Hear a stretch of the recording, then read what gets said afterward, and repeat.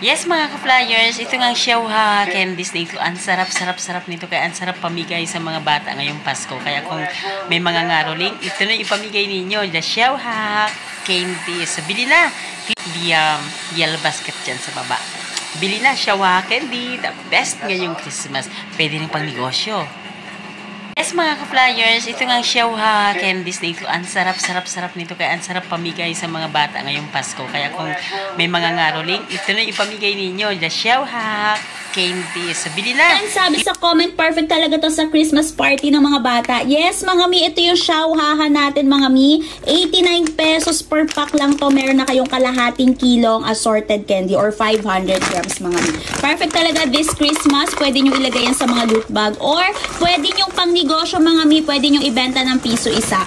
Ayan, ang laman ng isang pack, mga mi, is 170 pieces to 180